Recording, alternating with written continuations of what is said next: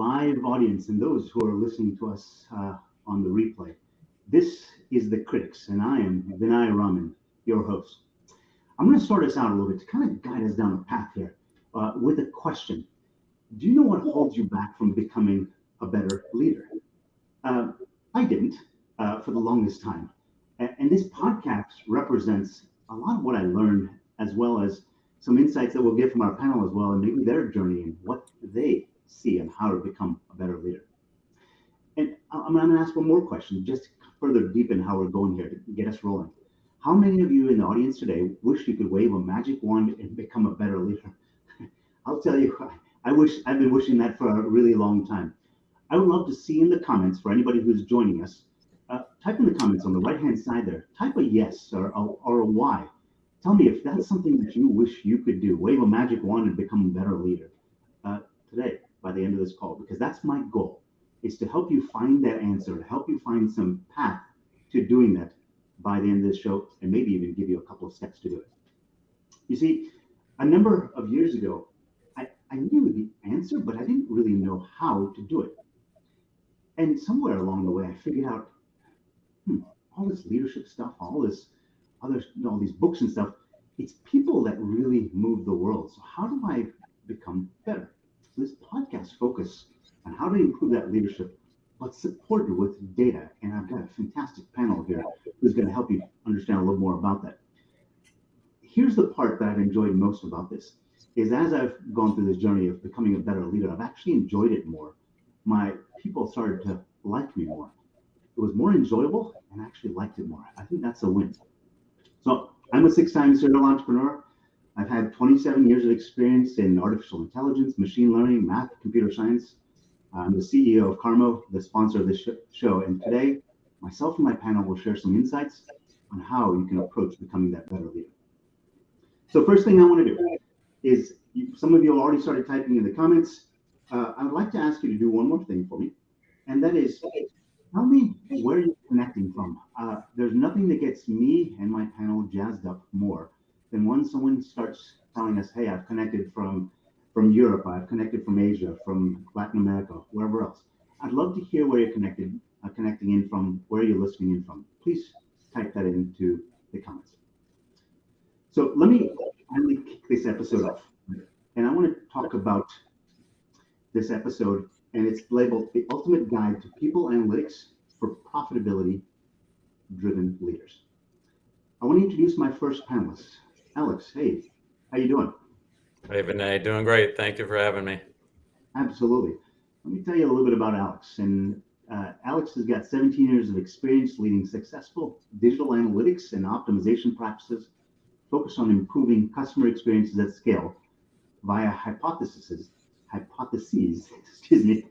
and data-driven decision-making. He has led teams that specialize in AI, machine learning, digital value optimization, customer journey analysis, multivariate testing, lead generation, content personalization, and marketing attribution modeling. We're going to drop a link into the comments now so you can learn a little bit more about Alex as well. Alex, would you say in that whole process of working with customers and all their data, it's all about finding the deeper story as to what's happening first? Is that a fair statement? Yeah, very, very fair. And I think to build on that, it's really about understanding your audience and who you're delivering that story to. What are they looking to have, right? And marry that empathy, if you will, with the decision makers who you're collaborating with the customer. You're ultimately collaborating to serve ultimately. So the story is the way to resonate, and understanding the audience is critical to crafting that story. Yeah, thank you. Second, I want to go to Courtney Carace. She is one of the owners and the chief operating officer of Peston, a pest control company up in the Northeast. She began her journey in the world of pest control in high school as a part-time office administrator at Peston in 2004. 18 years of experience in the industry, has held various office administrative, technical management, and executive positions. Courtney, question for you: as you've come through this in a role, you've grown through all the different ranks. would you say this idea of understanding your people, how has that helped you in your ability to be more effective in your role? So I would say that it has been really critical to focus on the people. And especially over the past few years, we have really shifted to a more culture-centric, people-centric type of organization. So our people, our team comes first, and we hire based on our core values. So having that as our baseline has really allowed us to bring in some fantastic talent to our team, where we have this criteria and we know what we're looking for. We're not just looking for a warm body to fill a position. We're really looking for values fits in our company. So by putting our people first and prioritizing that, we've experienced exponential growth, and we have really seen a great retention rate on our current team. So I hear some outcomes that a lot of organizations would love to have, and you all seem to be on the cutting edge of making that happen just by that sort of that shift or that focus in the way you look at the company and the people. Is that a fair statement? Yeah, we're trying. We're definitely not perfect, but we're trying every day, and we're improving. But we definitely have some obstacles that we can overcome. But absolutely, putting your people first really has been a huge benefit to us, and especially in the pest control industry, that's kind of par for the course too. But we're really excited about what we've been able to do by focusing so much on our talent. Last but not least, Heather. Heather Smith is an accomplished professional with over 16 years of experience in the insurance industry. She's the Executive Vice President for MAI Risk Advisors, and she brings extensive expertise in risk management and strategic leadership. Heather's ability to inspire and motivate others has played a pivotal role in driving organizational success and cultivating a positive culture. We'll be dropping a link about Courtney into the comments. So we'll be doing that for Heather as well. Heather, I want to ask you a question. You're coming in, you're talking about this world of insurance and risk, oftentimes sitting across the table from your clients, understanding who they are and where they are and sort of the situation that they're in. Does that have a positive outcome? I mean, I think it happens internally within the company, but externally to your customers, how does that understanding help you do better? It's the differentiator. I mean, I'm in an industry now where we are data, just about every way we can measure things we are, and the ability to see the person and the story that the data is telling us about them, using the data to help them identify their risk. I mean, it's the game changer. It's where you can say, tell me what's most important to you. Tell me about your business. And then you can watch improvements in those areas and around risk and people. And it is the differentiator. So today's topic is the ultimate guide to people analytics for profitability-driven leaders and managers. And to me, that doesn't mean just people within your company, that mean your customers or people as well. I'd like to open it up to you all. Maybe I'll start with you first, Heather. When you heard that topic, what sort of showed up for you when you heard that? What kind of resonated with you with regard to that topic? Yeah. So I am a self-diagnosed data empath. Thanks, Vinay, for giving me the new title. But I was excited because I think up until, very recently, when we look at people and measuring them and identifying skills, it's very anecdotal. So the deeper we can get into the metrics and be able to help our team and coach and put people in the right seats, I was very excited to dig into this. And I've also seen some of your work around identifying our risks and our clients. So being able to apply this to employees and people was really exciting. So thank you for having me. Absolutely. I'm glad to have you. Courtney, how about yourself? So I'm pretty sure when we met a couple of years ago, Vinay, that we were very clear with you that we didn't have data. It wasn't a priority of ours. We had never thought in terms of data. And since then, it's been an absolute evolution for us in terms of what we collect for data, what we're analyzing on a daily, weekly, monthly, and quarterly and annual basis. So I was intrigued because we have always looked at data as something to move the revenue forward, to move profitability, and it's very numbers driven. But we have since started to look at how data impacts our people and what we can measure for our team to improve their experience, and then also, which then translates to improving our customer experience. So we have looked at data. We never looked at data as telling a story until the last couple of years. And we have realized with all of the data that we're now starting to capture that we can make changes much more quickly and efficiently and can come to the root of the problem or see what's really working and try to replicate that in other areas. So to really start looking and analyzing data and how that impacts not just our bottom line or our top line, but also how it impacts our team has really been important to us. So I'm really excited to be here too, because I think that this is just a great opportunity to look at data in a little bit of a different way than even I was doing just a couple of years ago. Thank you, and I'm really happy to have you here as well. Alex, I gotta imagine there's some thoughts in your head about data and how to use it a better way. Share with me. Yeah, you know, when you share the topic, like Heather and Courtney here, I was also excited to learn. I'm especially excited to explore the relationships between people analytics and customer experience analytics, right? Which is more of my area of expertise rather than people. Especially excited because we know culture trumps strategy. Culture is made up of people. So the people, the data around those people, data around the culture, doing that right has a direct impact into a company's outcomes, the customer experience outcomes specifically. So looking forward to the rest of this conversation. Yeah, glad to have you. I always like to learn lessons. I heard a quote or a statement once that said parents end up learning more from their children when the children end up learning from them.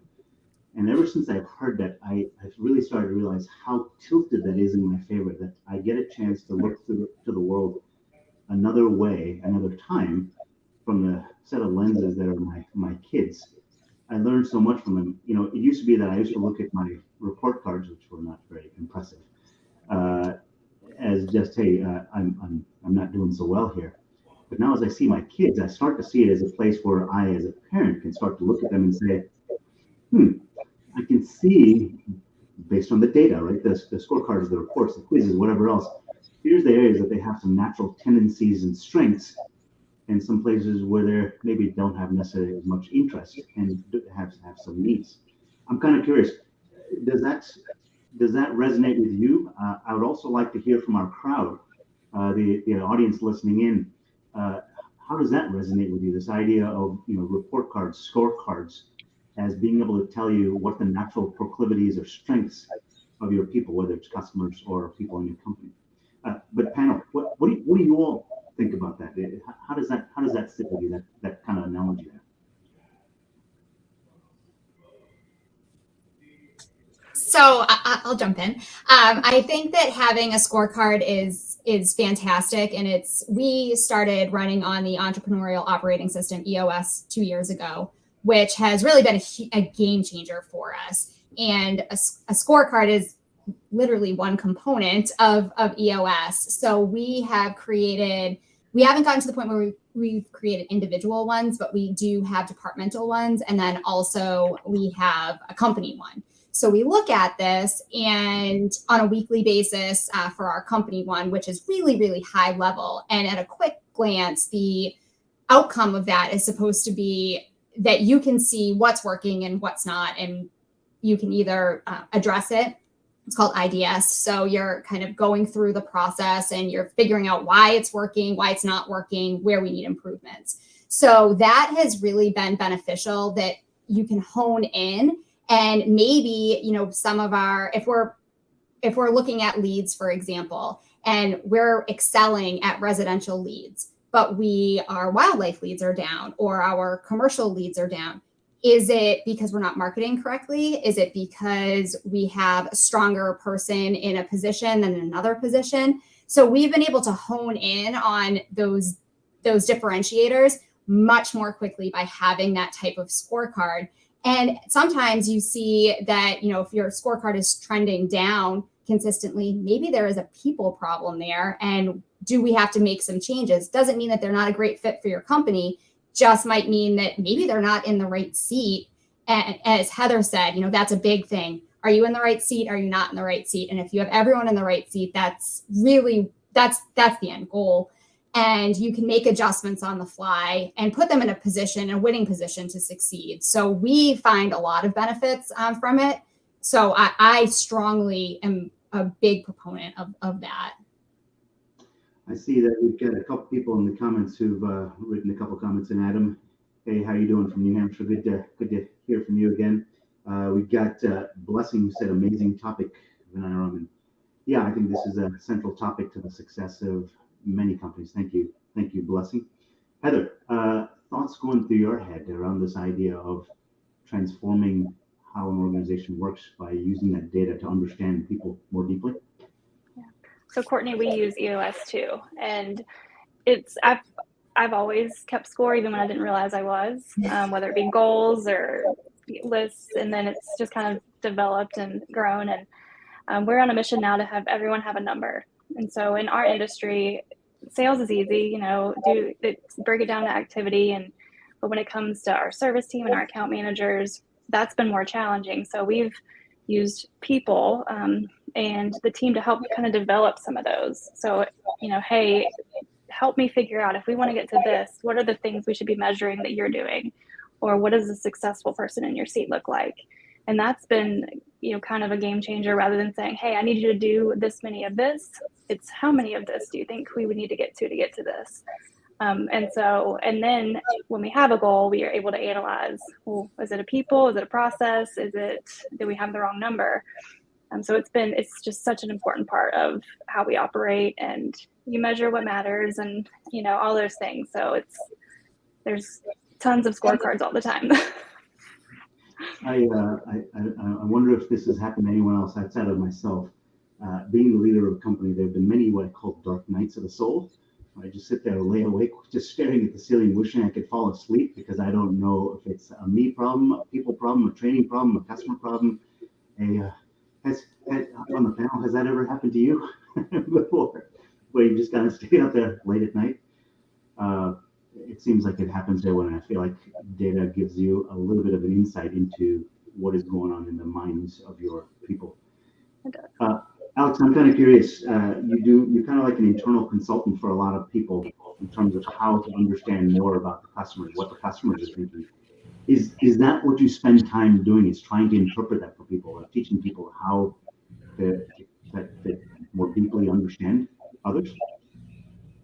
Yeah, a lot of time spent, educating, bringing to life, telling the story around, the data.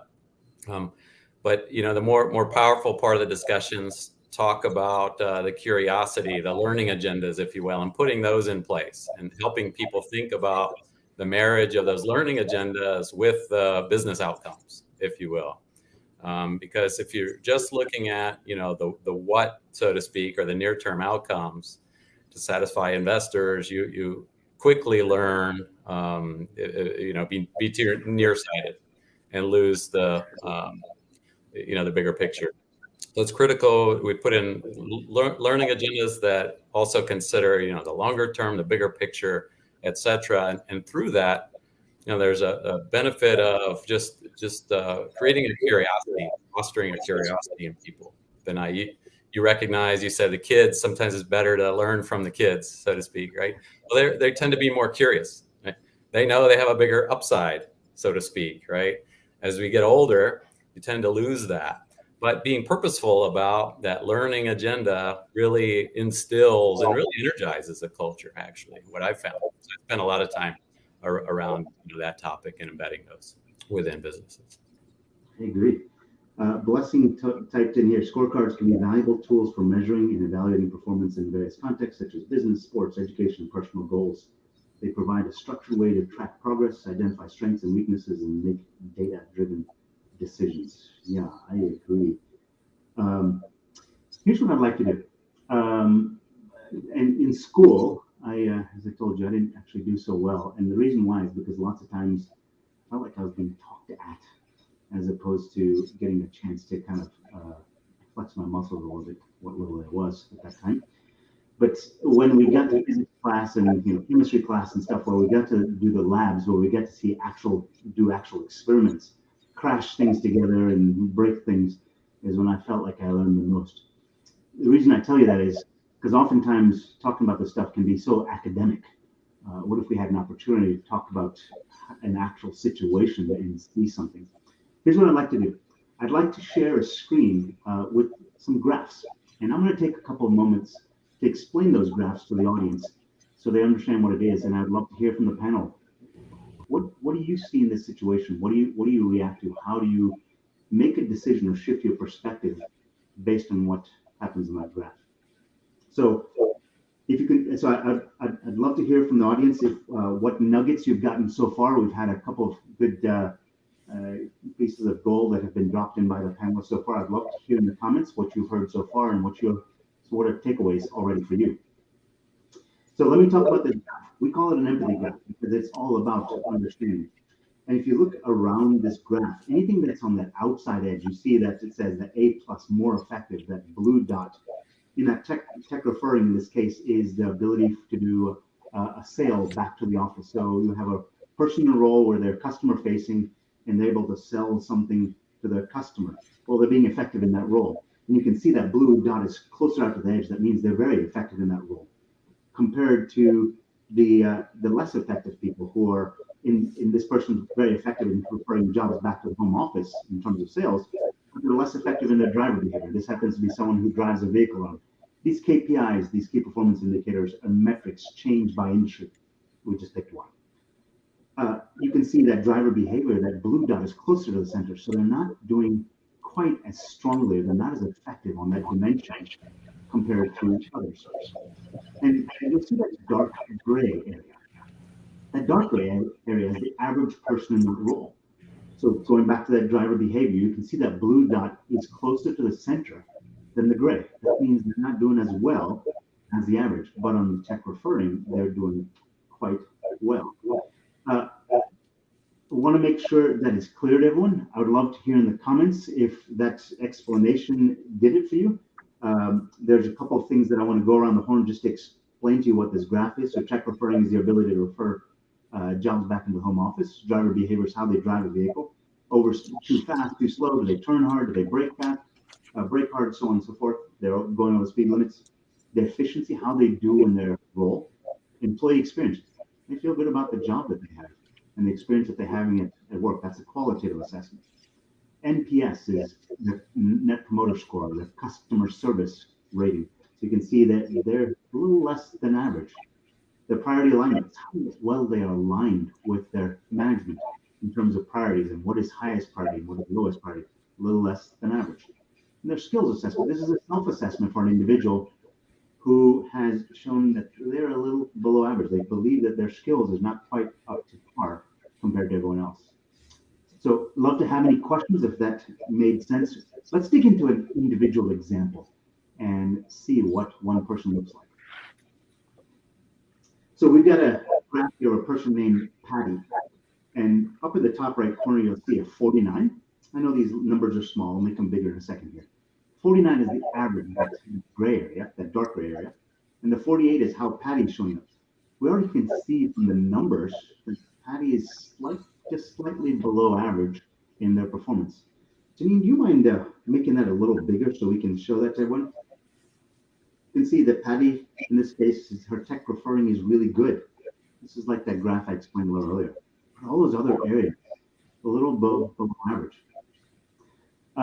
So I'd like to ask the audience, what are you seeing here? What is the action that you would take as a leader and have someone like this on your team? What is your gut reaction? Please type that into the comments. I'd love to hear what you're seeing. Alex, I'll go with you first and see what you think. What would you do if you had someone like this on your team? Yeah, first of all, just wanted to comment. I appreciate the measures and the consideration that went into pulling this together. Right, I recognize you've used objective, quantitative measures wherever possible. Super powerful, stuff. I think specifically in this case, it really helps highlight where an individual can shine, where are their strengths. Right, so in the referrals, right, this person potentially is a connector. So when Courtney talked about getting them in the right seat, making sure this person is positioned for success such that they can influence, those referrals, such as, we recognize the strengths. So, so that was one takeaway that I had immediately jumped out. So look, the topic of this is the ultimate guide to people analytics for profitability-driven leaders. Heather, I'll give you a little bit of a hard question here. So how do you turn this into profitability? What goes through your mind in terms of being able to see this, where they are today and where you want to get to? What kind of goes through your mind?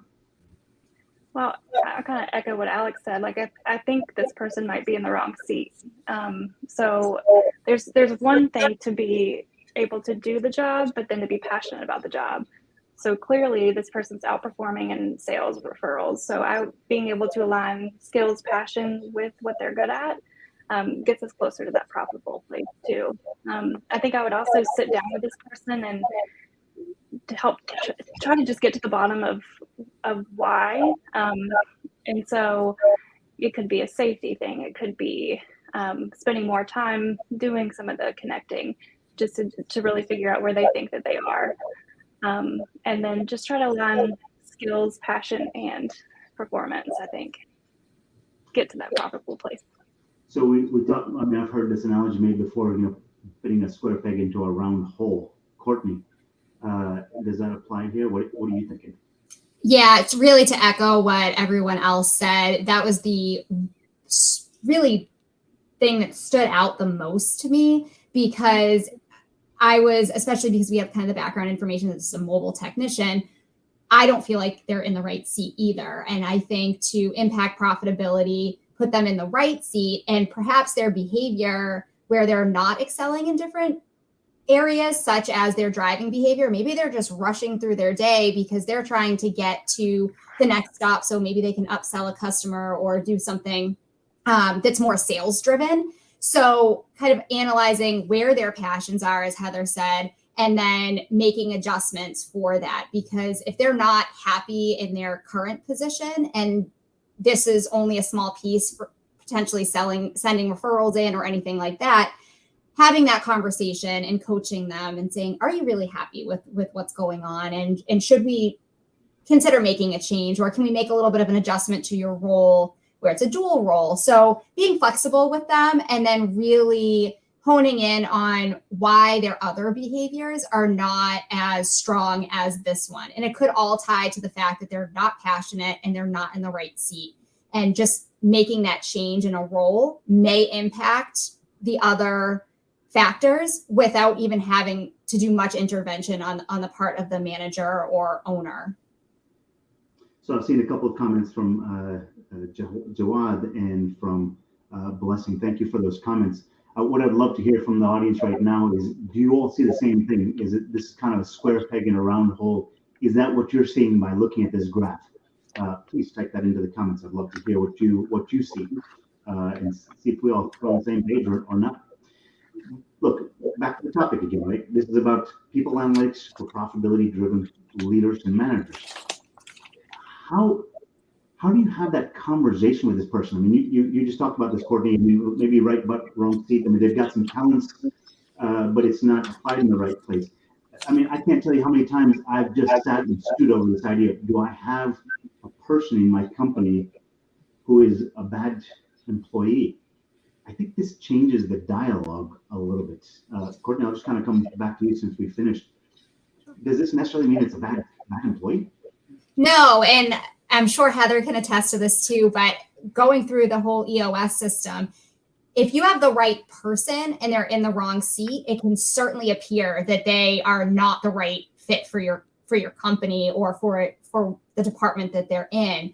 But if you actually have those conversations and really get them to think critically, because potentially they may not have even realized this themselves yet, that they enjoy this, but showing them and presenting them with this data saying, hey, look at this, like you are excelling over here.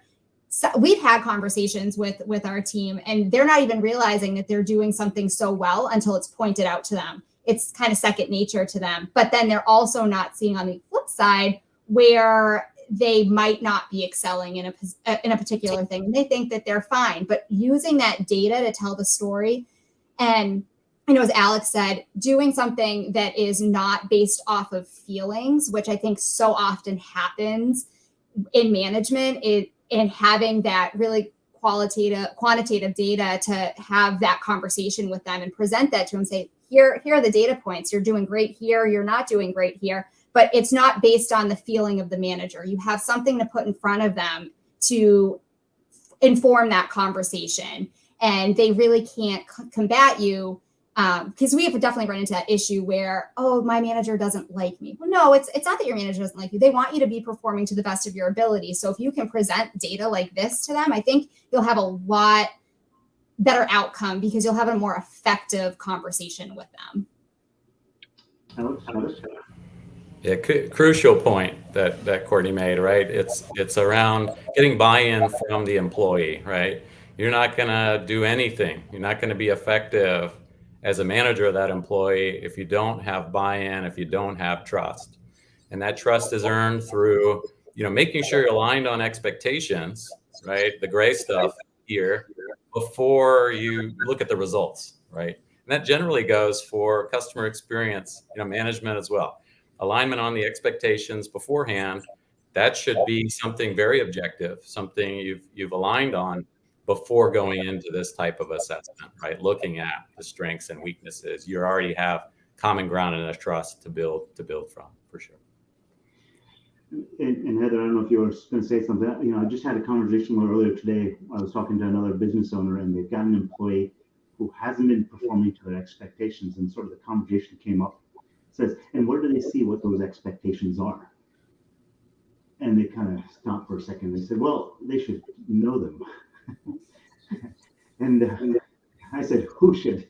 You do or they do? Because the important thing is that both of you do. I mean, so many of us are scared to make moves or have hard conversations with people. And part of the reason why is because we don't have an objective measuring stick. And people enjoy, or they do well what they like. And if they understand what it is that they're supposed to do, then they have the opportunity to like it. But if they don't even know what they're supposed to do, how can they excel? Right? Heather, any thoughts from you? Could you tell? I'm very passionate about this piece specifically because I'm a huge believer that nobody wants to be doing a bad job. A lot of people just don't know. They don't know what other people are measuring them against. They don't know what they should be measuring themselves against. And as a leader, you have a responsibility to be the one to tell them and to guide them and to check and to recheck and to show them where you're measuring. And I make it a mission for that to be as clear as possible. Even just my expectation is, I commit to, and having it just over and over again, hey, my expectation was this, not this, and here's where because that's the hard stuff. That's what we don't want to do, but that's how you help someone become better, able to receive that feedback. But you've got to know what you're measuring against. And one of the questions gets me in the most trouble is, I've only been at this location about a year. So but why, or but how, or how do you know, or, tell me the specifics, and just getting away from the story that we all create in our heads to what happened and what did we see. And I'll always push on that because that's the things we can really do to understand. A couple of comments have been rolling in, and I may have missed a couple. Hamid Jawad says, using data to visualize company and employee performance. Oops, I just scrolled up. Yeah. Visualize company and employee performance and productivity, and then getting them to know which needs more or less attention. They've got some clarity as to what action they need to take. Junaid asks, can we see the specifics behind details on efficiency or driver behavior of an employee? Junaid, the answer to that, and I hope I'm pronouncing that properly, the answer to that is yes. These are all summary metrics. of something that was brought in from various systems. Most companies already have plenty of data. It is being able to pull it together. This image right here was compiled from probably 15,000 rows of data, lots and lots and lots of data. But being able to distill it into this allows us to have this conversation. So yes, the statistics are available. Just don't happen to have it on the slide deck. Fourth says, I love that these two companies are running on an operating system. Fourth, I know you do. Fourth is a good friend and an EOS coach, so I know he loves the fact that both of you are already on EOS. I'd like to go to another. We got one more here that I want to talk about. Adam, it says, spot on, Heather. Too many people are failing because they do not know what succeeding means in their role. Adam, I think that's spot on, not only in the professional sense, but I got to tell you a story I had with one of my kids, and I told him to clean their room, and I was a little irritated because I think I'd said it 15 times in the 20 minutes preceding. Walked in and said, clean your room, and walked away.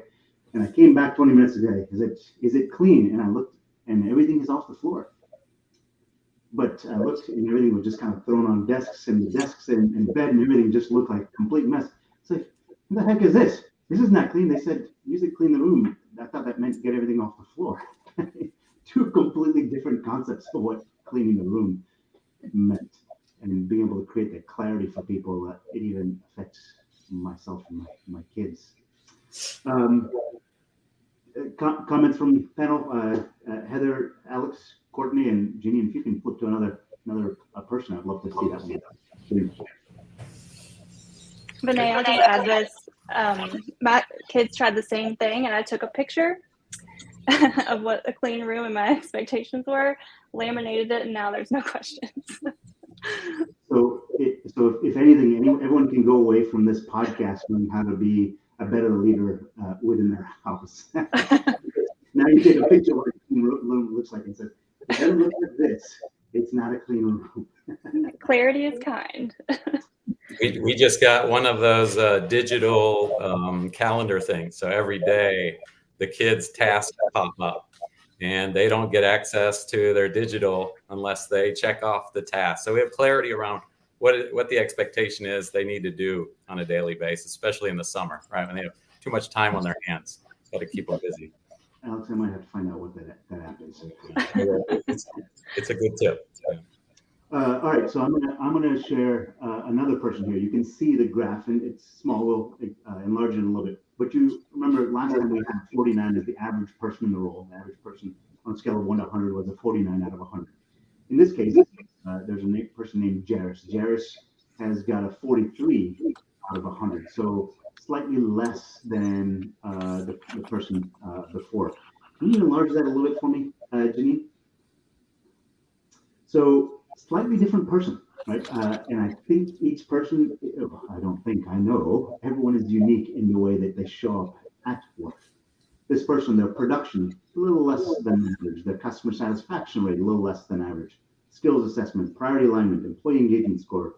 Employee experience is about average, but their conversion rate, and I suspect that that's probably another sales tactic here, sales component, is higher. Is this the same person? What do you take into consideration as you see this? I want our audience to chime in and tell me what you see. Is this the same as the person before? Is it a different scenario? What do you do? Panel, what are you thinking? So when I look at this, kind of my first question with the conversion rate is, obviously that's fantastic. If this is a sales-centric person and they're converting leads to sales, that's wonderful. But what are we losing on the other end of it? And how is he able to convert? Is he just kind of going through the motions and knows what to say to kind of get that sale and move it along? Because his customer satisfaction rate is really kind of abysmal in comparison to what's going on. So I would question, how is he successful in making these conversions? And is he really passionate about his job? Just because you're good at something doesn't mean that you love what you're doing either. So that probably would be a question that I would have for them, for this person, that, yes, you're great at it. But again, a skill set is awesome, and probably he's a profitable employee, but it doesn't mean that he's really happy with what he's doing. So that's kind of the big takeaway I had from this. Alex, the thought that comes to mind is storytelling, right? There's a story that's emerging here. Is that what emerged in your mind as you were seeing this? Is that that ability to tell that story? Yeah, absolutely, Vinay, and specifically, we organizations I've been a part of, multiple. We've talked about the what and the how. So both of these employees exhibit strong focus on outcomes, right? The first referrals, this one conversion rate, but crucial to both is how, and you need to demonstrate and have tougher conversations around some of the soft measures with around how they work with their employees, right? How they nurture the culture, how they influence, how they partner, things around that nature. So those can be tougher to set the right proper expectations around, tougher to convince folks to get out of themselves and have empathy for others. But that's the nature of the story that generally we would have those conversations with these type of employees with this. So to cue a little bit off that, so the conversion rate is high, but customer satisfaction rate is, so they're doing whatever it is just to kind of clear the bars. What I kind of heard from both of you. Heather, is that what you see? Do you see it the same way? So I see a little bit of a different scenario with this one. So the background of this is an insurance agent that's disconnected. That's what we do. So that might be why I see it a little bit differently. But to me, this is saying this is somebody who is seasoned, maybe really good at their job, that has low activity, but when they decide to work, they can close the deal. So the reason they're not hitting goals is because they're not doing enough, and they look like they're good because they're converting those few things they're doing. And then they're also not following up, not really being engaged with their team. So probably could be manager change, compensation change. I would do a lot of discussion around what motivates them, kind of what are they seeing, what are they experiencing? Because a lot of this is pointing to that for me, just not motivated by it anymore. The thought that came to mind was that there's no right answer here. It's just simply that it gives you a lens into the types of questions to ask. I always tell people, tell my kids at least, that what's more important than me having the answers, knowing what question to ask. Does this give you this visual? I mean, Alex, one of the things I said in the comments is that at the end of this hour, I want to be able to put you in a place, or like to be able to deliver you to a place where you can become a great versus a good leader. And I think for me personally, asking better questions allows me to step in that direction. Any thoughts or reflections on that? Are we getting anywhere close to doing that for others? Yeah, I love that. But I truly believe that questions are more powerful than the answers and the data, right? You can ask those questions, capture even more data. As you mentioned, there's a lot of data here, but a lot of things missing that need to be answered, right? Specifically from the employee. And I will tell you, when those questions, where I would start asking is around the individual, where do they want to go? Where do they want to be in the future, right? Clearly, there's a gap in expectations with some of these things, and there are strengths. So asking around where do they want to go, and is there a match between what those expectations that the organization needs of the individual is aligned with that person, an individual. That's a way to build trust, having those conversations, by the way. So very, very important. So yes, those questions can be very powerful in that way. And Heather, Courtney, I want to ask you too. I want to throw out this one more concept here. And if you're looking at this graph, we see the blue area, we see the dark gray, but all the white space that is left, that is based on the idea that somebody else in the company was able to achieve that. Right? So the way I think of that is all the productivity and profitability that's being left on the table every single day is the white space. So there's lots of room for potential growth here. How many times have I been in a position where I've gone to my leadership and said, I can't do it? If I saw this and I said, oh, well, somebody else is doing. So it is possible. Maybe that mental block, I have to get rid of that mental block, because that's essentially what it's telling me at that point. How does that resonate with you, Heather, Courtney?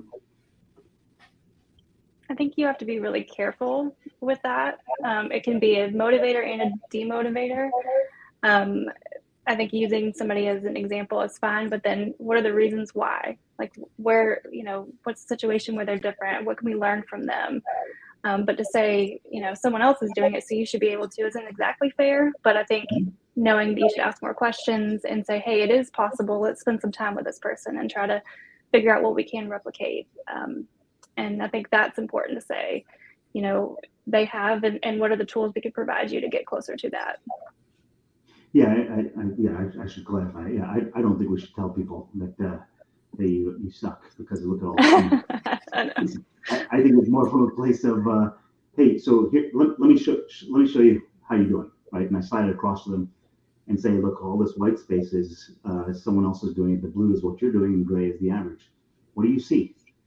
And for the right person, they'll look at that and go, wow, I got some room here. Certain personalities, not everybody. Right? Courtney, how about you? What's going through your mind? I agree with that. I think that you can always present it as, here's the potential. You could be hitting every single metric, and there's nothing holding you back, unless if we're providing you with those tools. So what can we do to empower you to improve in these areas? Is it you're not comfortable with your current manager, and maybe there's some leadership issues that have to be addressed in the organization? Or do you not understand the expectations of your position? Do you need some additional coaching on soft skills? So it should just generate that conversation. And rather than, I agree with Heather, rather than kind of, this is what other people are doing, I really would use this as an opportunity to say, here is the potential for where you can be and what this looks like. So what is preventing you from getting that? Are you not happy in the position? Do you not feel like it's a right fit? Anything like that. So really just diving in and pointing out, okay, customer satisfaction is a little low here. Why do you think that is? And maybe they're going to tell you that they're rushing through their phone calls because they have to hit a certain quota. And then maybe adjustments need to be made on management and leadership side. So really looking at it as an opportunity for how they can grow and improve and putting a positive light on it, because these conversations, as we've alluded to, are not easy, and no one wants to hear that they're not doing great. And I agree that for the most part, no one is intentionally doing this. They want to succeed. But if we're not giving them the tools to do that, we need to have that conversation to understand and do some self-reflection on our own part. Yeah. Janine, I'd love to see a third person here, because I think it's just useful to see one more common point here. Alex, any thoughts in your mind as we're kind of making that transition to one more? Yeah, just to build on the last thread here, benchmarks, what others are doing can be incredibly powerful, right? And enlightening. Oh, you can do this. Oh, it's possible to break a 4-minute mile, right? It unlocks, so much additional performance, especially in those that are driven by, competitive type of drives and desires, right? You have to be careful, just as the other panelists are saying, right? You have to make it individual. It may not be something for everybody or they're interested in. You need to make this personal and not make it, oh, you suck, as you said, because you're not doing, hey, look at this person is better than you. You have to be careful about those conversations, and generally keep it individual. Use it as, hey, what if, here's what's possible kind of thing. Use it as inspiration, so to speak. I've always found for myself, and I believe this is true for most people, is that we tend to be good at the things that we like.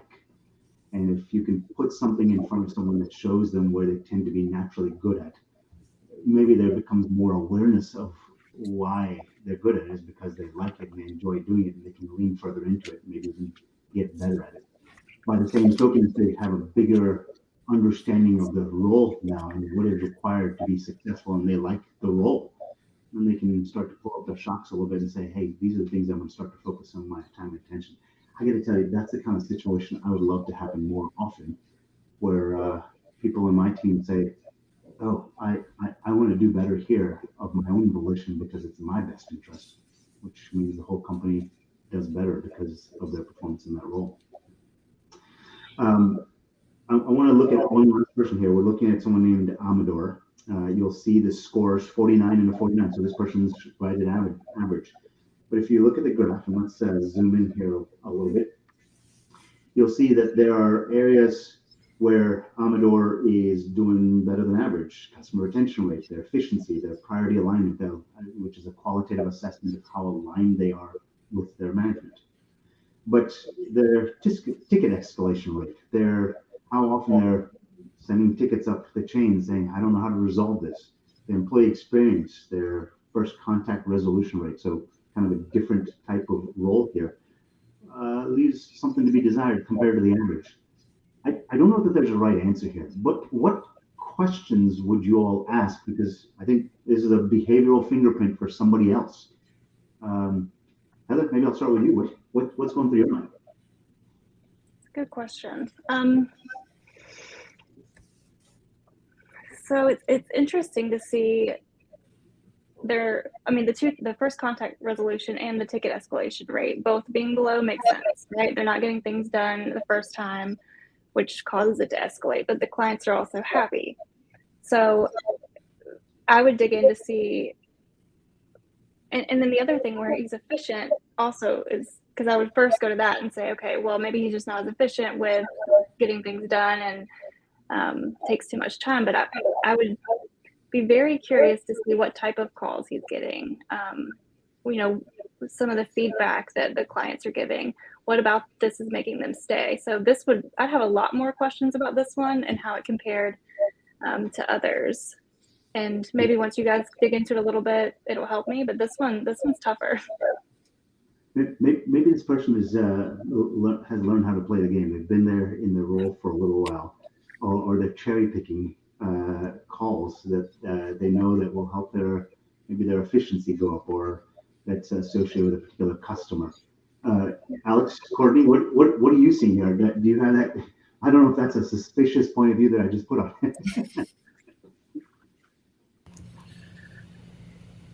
I mean, I struggled with this one too. The other ones were much more clear cut. So I think I would be taking this data and really, as Heather said, diving into the what and hows and kind of looking at the activity of this individual and seeing, okay, what are their phone calls look like? QAing their phone calls, looking at what they're recording for the ticket purpose, and trying to figure out why they're excelling in some really key areas, but really tanking in other areas because it's not lining up. So I think using, in this particular situation, the data is good, but proves to us that there's a lot that's missing here and a lot that we have to do on some investigative work on our own. So you can't always rely on a graph, a chart, and some data points. You really, as we've really been reiterating throughout this entire conversation, you need to find the story behind this. So just because we think we know something doesn't necessarily mean that is exactly what is happening here. So I would definitely be diving into the activities that this person is performing on a daily basis to see if I could gather some insight even before having this conversation. Because I always like to go into a conversation having information so I can have an educated and intelligent conversation with someone. So that's really my takeaway from this, that data is fantastic, but you also need other components when you're having this conversation that the data isn't always there for. So I'm going to distill that and say what I heard, and that's this idea that it tells you a series of questions or threads to start to pull on to understand the deeper narrative that is occurring, right? And by just giving you sort of that directional focus, you kind of come in forearmed to that conversation to say, what's going on here? Some of this stuff doesn't make a lot of sense to me, right? You're doing well on these dimensions, but some of the things that don't necessarily line up here, it's a little bit of a conundrum for me as to what's going on here. But now I can have that informed conversation because I was able to see some of what the story. Did I get that about right?